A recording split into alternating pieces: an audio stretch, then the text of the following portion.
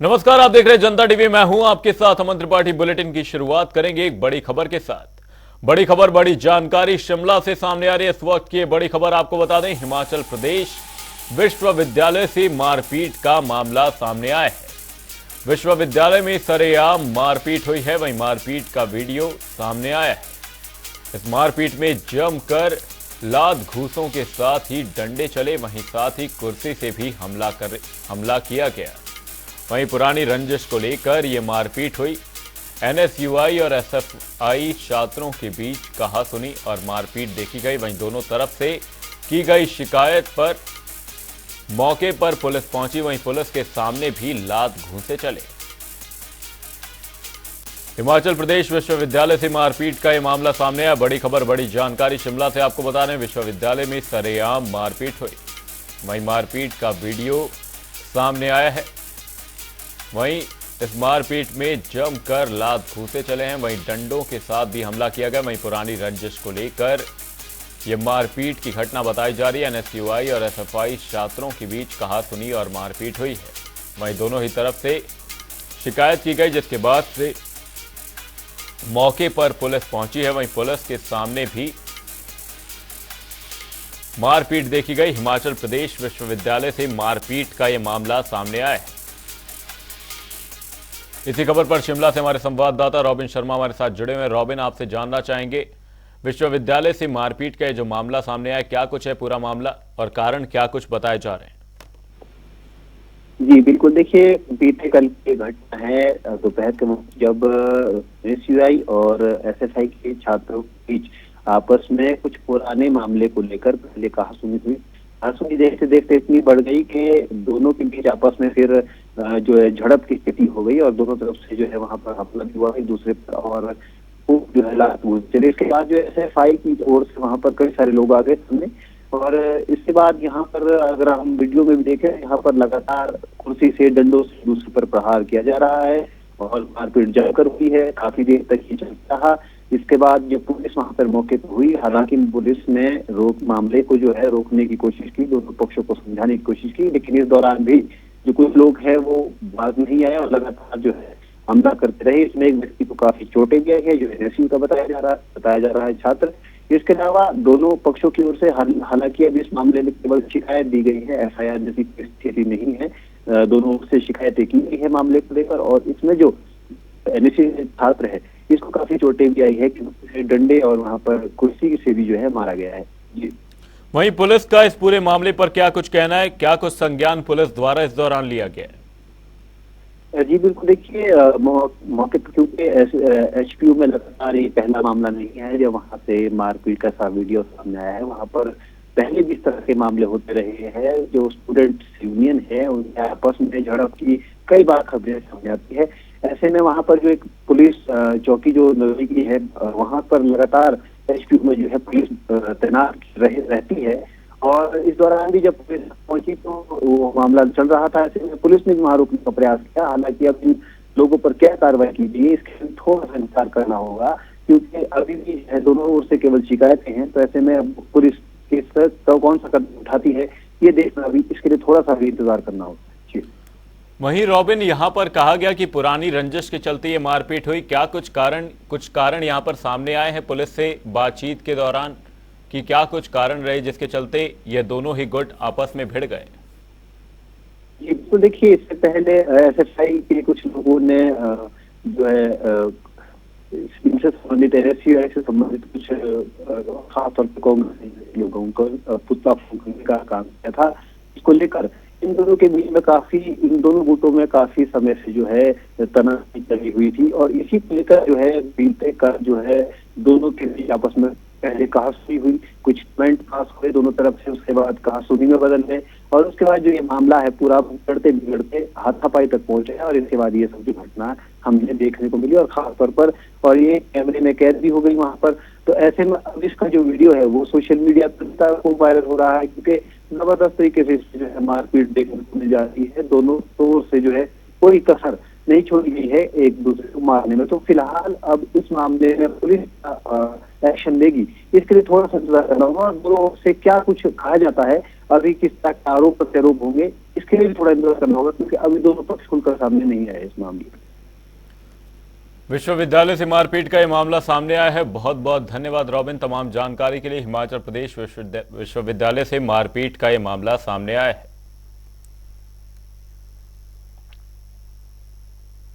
Bulletin में आगे बढ़ेंगे, रुक करेंगे एक और बड़ी खबर का। बड़ी खबर, बड़ी जानकारी आपको बता रहे हैं इस वक्त की ये बड़ी खबर। आज होटल वाइल्ड फ्लावर को लेकर हाई कोर्ट में सुनवाई होनी है। बड़ी खबर, बड़ी जानकारी आपको बता रहे हैं। होटल को कब्जे में लेने का प्रयास किया गया, सरकार की ओर से कहा गया, वहीं कोर्ट के आदेशों का हवाला दिया था। वहीं होटल में सरकार के एग्जीक्यूटिव ऑर्डर पर स्टे लगाया गया। वहीं मामले में मुख्यमंत्री सुक्खू सफाई दे चुके हैं। वहीं होटल हिमाचल सरकार की संपदा लुटने नहीं देंगे। वहीं ओबेरॉय पक्ष के वकील ने इस दौरान होटल पर अपना हक जताया है। सरकार पर गैर कानूनी तरीके से पोजेशन करने का आरोप लगाया है। आज होटल वाइल्ड लाइफ फ्लावर को लेकर हाईकोर्ट में सुनवाई होनी। वहीं सरकार की ओर से कहा गया कि होटल को कब्जे में लेने का प्रयास किया गया। वहीं कोर्ट के आदेशों का हवाला दिया था। वहीं होटल में एडमिनिस्ट्रेटर भी नियुक्त किया था। वहीं सरकार के एग्जीक्यूटिव ऑर्डर पर स्टे लगाया गया था। वहीं मामले में मुख्यमंत्री सुक्खू अपना रुख साफ कर चुके हैं। होटल हिमाचल सरकार की संपदा को नहीं लुटने देंगे। वहीं ओबेरॉय पक्ष के वकील ने होटल पर अपना हक जताया है। वहीं सरकार पर गैर कानूनी तरीके से पोजेशन करने के आरोप लगे हैं। वहीं आज वाइल्ड फ्लावर की हाई कोर्ट में सुनवाई होनी है। होटल वाइल्ड फ्लावर को लेकर आज हाई कोर्ट में सुनवाई होगी। कोर्ट के आदेशों का इस दौरान हवाला दिया गया था। वहीं होटल में एडमिनिस्ट्रेटर भी नियुक्त किया गया था। वहीं सरकार के एग्जीक्यूटिव ऑर्डर पर स्टे लगाया गया। वहीं मामले में मुख्यमंत्री सुक्खू अपना रुख साफ कर चुके हैं। उन्होंने कहा कि होटल हिमाचल सरकार की संपदा को नहीं लुटने देगा।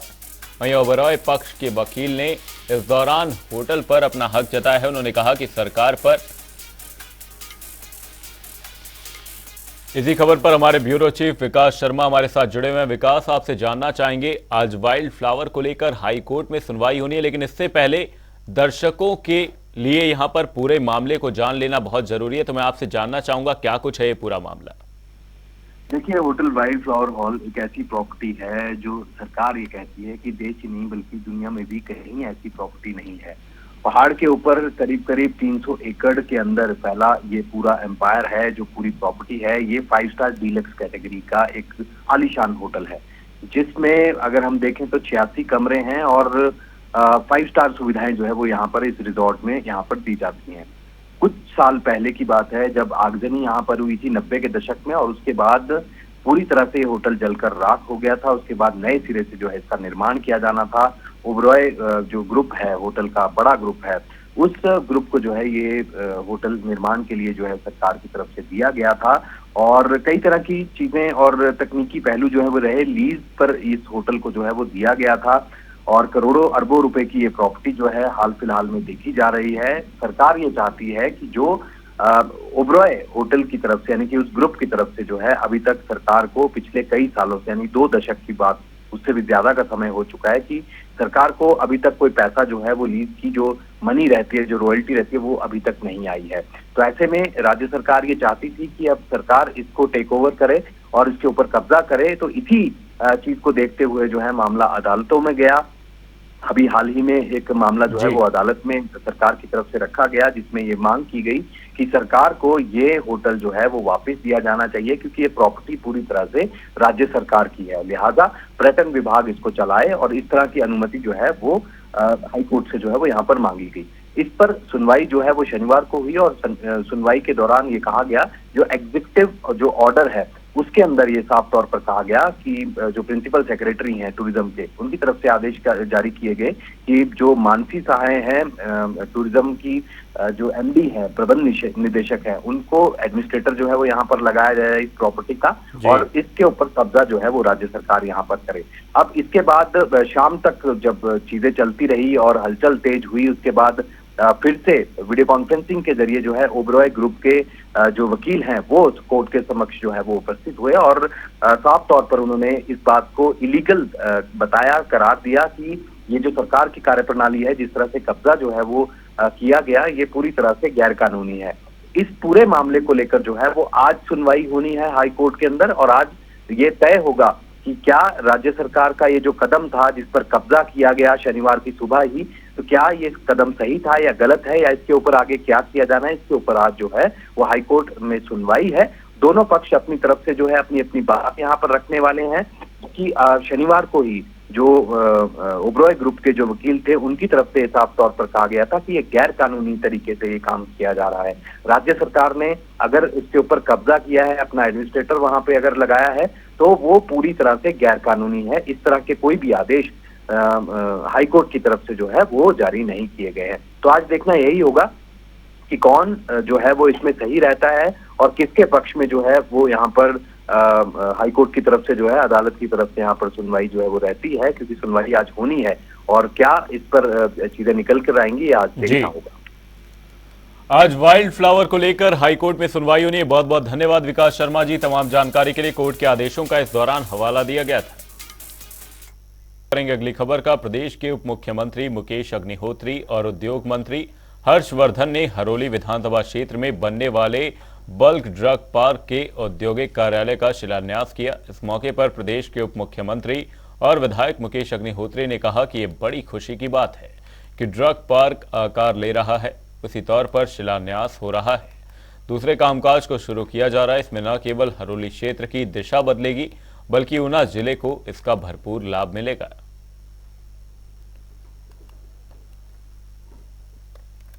मुकेश अग्निहोत्री जी को और हरोली चुनाव क्षेत्र के सभी लोगों को बधाई देना चाहूँगा कि आज का दिन जो है वो एक ऐतिहासिक दिन है, क्योंकि हिमाचल प्रदेश का जो बल ड्रग पार्क है वो सबसे बड़ा हिमाचल प्रदेश का प्रोजेक्ट है। उसके हेड ऑफिस का आज विधिवत रूप से जो है उद्घाटन मुकेश जी द्वारा संयुक्त रूप से हम दोनों ने किया है। और ये जो प्रोजेक्ट है ये नेशनल लेवल का प्रोजेक्ट है और हिमाचल सरकार का सबसे बड़ा प्रोजेक्ट है। हमने इसकी शुरुआत की है। 1923 करोड़ रुपए का प्रोजेक्ट है ये, और इसमें बहुत सारी इंडस्ट्रीज डेवलप होंगी और इसमें कोई 15,000 के करीब लोगों को जो है रोज़गार मिलेगा। इससे ना केवल हरोली जो चुनाव क्षेत्र है उसी की दिशा बदलेगी, बल्कि पूरे ऊना जिले को जो है इसका जो है वो लाभ होगा। ये हमारी कांग्रेस सरकार की एक बहुत बड़ी उपलब्धि है। इसको कभी कभी भारतीय जनता पार्टी के लोग अपनी उपलब्धि के रूप में कहते हैं, मगर मैं आपको स्पष्ट रूप में बताना चाहूँगा कि इस बल ड्रग पार्क का जो पैसा है वो हमारी कांग्रेस की सरकार बनने के बाद आया है। सहकार संघ कुल्लू में सहकारिता दिवस का शुभारंभ किया। इस कार्यक्रम में जिला सहकार संघ के उपाध्यक्ष डोला सिंह महंत ने अध्यक्षता की। इस अवसर पर जिला सहकार संघ के निदेशक मंडल के सभी सदस्य मौजूद रहे। उपाध्यक्ष डोला सिंह महंत ने कहा कि सहकारिता आंदोलन को बढ़ावा देने के लिए एक अच्छी लीडरशिप की आवश्यकता होती है। वहीं सभी 500 सोसाइटियों को जिला सहकार संघ सुविधा मुहैया करवा रहा है और भविष्य में भी सुविधा जारी रहेगी।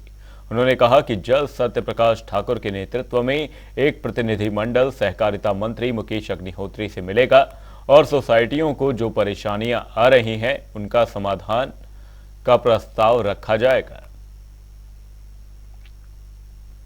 कोई भी संस्था हो, जिस संस्था में राजनीति घुस जाती है उस संस्था का विघटन अवश्य होता है, लेकिन हमें अपने नेतृत्व पर, ठाकुर सत्य प्रकाश के नेतृत्व पर पूरा भरोसा है कि जिन्होंने कई वर्षों से ये जो सहकारिता की जो मशाल जगा रखी है, इसके साथ पूरा जिला कुल्लू का जो हमारी सहकारी सभाएं साथ हैं, हमें इससे कोई घबराने की कोई ज़रूरत नहीं।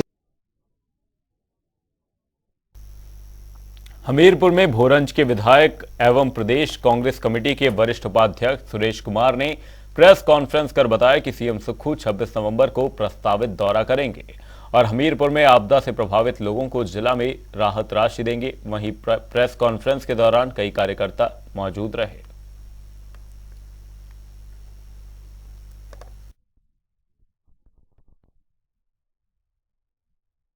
इस राहत पैकेज में पहली बार 7.5 लाख रुपए जिसका मकान गिर गया है किसी का, उसको हमारी सरकार दे रही है और जिसका आंशिक रूप से नुकसान हुआ है उनको 1 लाख और की राशि हम दे रहे हैं।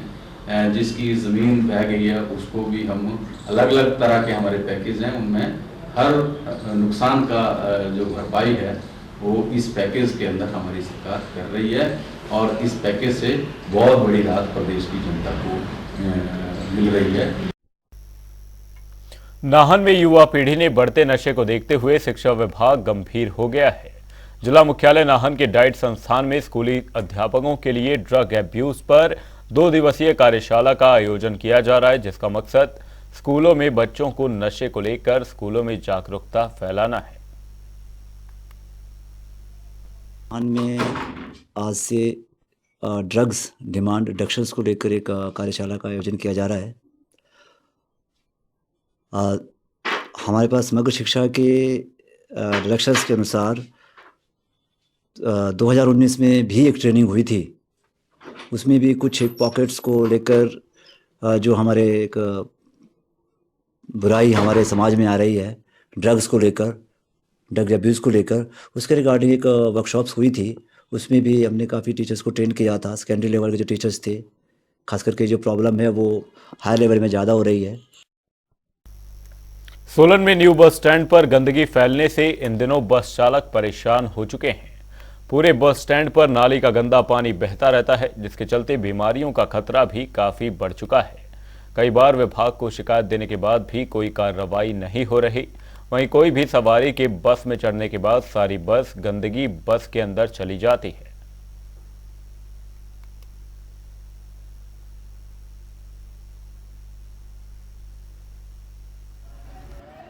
समय देखा मैंने उतरा जैसे तो काफ़ी, क्योंकि बच्चे भी है साथ में, तो उतरने में देखा तो बहुत गंदगी है। फिर इधर से निकलना आना तो ये काफ़ी अच्छा मुझे यहाँ का लग नहीं रहा। अभी ओल्ड बस स्टैंड पे भी गए थे, लेकिन वहाँ पे वो भी बहुत छोटा था, वो भी ऐसे ही था। फिर पता चला कि बस यहाँ से मिलेगी, मुझे कसौली जाना था। हाँ, बीमारियाँ तो होंगी।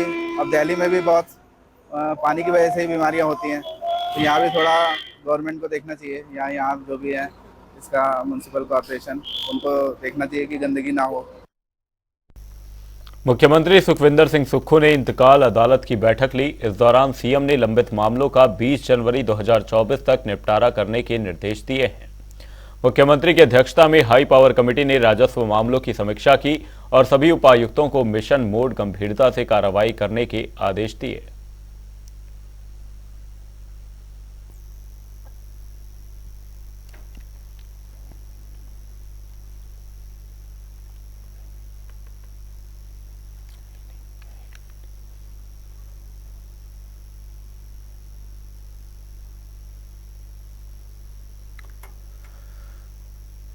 IHIP पोर्टल पर रियल टाइम डेटा अपलोड करने में हमीरपुर पूरे देश में अव्वल रहा है। स्वास्थ्य सेवाओं के बेहतर ऑनलाइन संचालन के लिए देश भर में अव्वल आना प्रदेश के लिए गौरव की बात है।